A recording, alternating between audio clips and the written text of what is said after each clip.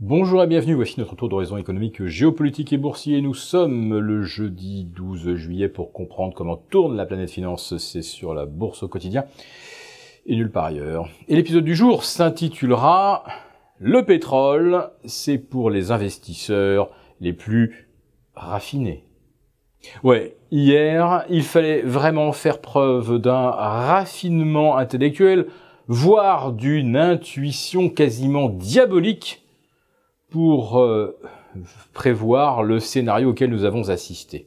En effet, comme tous les mercredis, l'Agence américaine de l'énergie a publié ses statistiques hebdomadaires sur les stocks de pétrole américains. Et là, oh surprise, ces stocks se sont contractés, mais pas de 4,7 millions de barils comme on s'y attendait, mais bien de 12,2, autrement dit, 3 fois plus que prévu.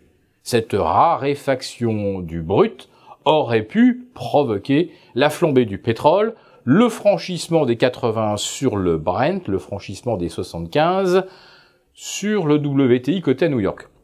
Ça aurait été assez logique d'ailleurs puisque, dans le même temps, la production pétrolière vénézuélienne est maintenant au plus bas. Et puis les États-Unis demandent un embargo mondial, global sur le pétrole iranien. Autrement dit, les États-Unis souhaiteraient également que la Chine participe à l'asphyxie de l'Iran. Bien sûr, ça ne se fera pas. Pas plus que les liens ne seront coupés entre Moscou et Téhéran. Mais bon, voilà qui pourrait encore raréfier l'offre. Eh bien, que se passe-t-il mercredi soir? Le baril de pétrole s'effondre littéralement de -5 à -6% après les chiffres de l'AIE. Et c'est d'ailleurs la plus forte baisse qu'on ait observé depuis le mois de juillet 2015. C'est proprement stupéfiant.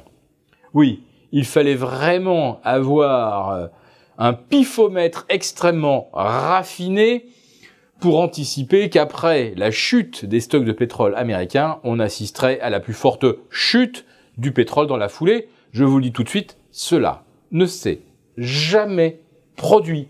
Jamais. Autrement dit, tous ceux qui ont acheté après les chiffres de l'AIE se sont fait littéralement désintégrer et ils ne pouvaient en aucun cas voir le coup venir.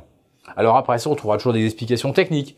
Oui, peut-être que justement, avec l'embargo sur le pétrole iranien, avec la baisse de la production vénézuélienne, tout le monde anticipait que le pétrole se ferait plus rare et que tout le monde était peut-être passé long et peut-être que certains étaient trop engagés avec trop de leviers sur un scénario haussier du pétrole. Et hier, lorsque le pétrole, contrairement aux attentes et contrairement à toute logique, se met à corriger, eh bien, il y avait beaucoup d'opérateurs pris à la gorge et qui ont été obligés de déboucler leur position face, comme d'habitude, à aucune contrepartie, puisque vous connaissez aujourd'hui le principe cardinal des marchés.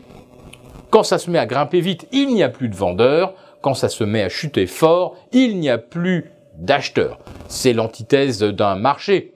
Un marché où on est censé vendre lorsque on a de la contrepartie pour prendre ses bénéfices, et des marchés où on peut se mettre à acheter quand tout le monde se met vendeur pour essayer de profiter de prix bon marché. Mais non. Aujourd'hui, on ne rattrape pas le couteau qui tombe et on ne cherche pas à s'opposer à une fusée de feu d'artifice.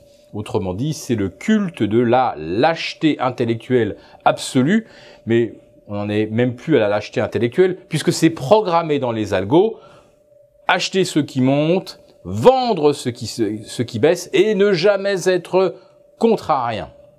Alors faut-il se mettre contrarien sur le pétrole ?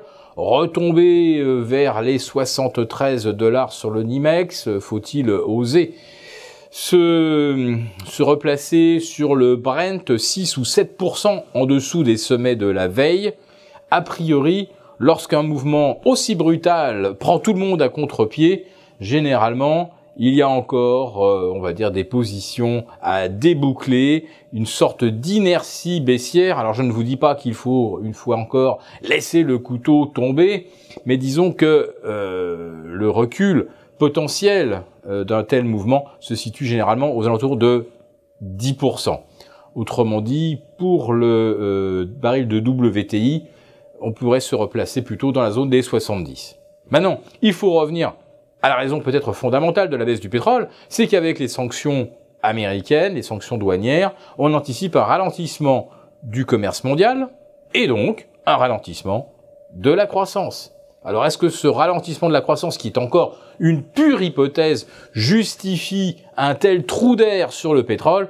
Nous ne le pensons pas, et sincèrement, si on vient chercher 70 sur le WTI, ce sera certainement une opportunité d'achat.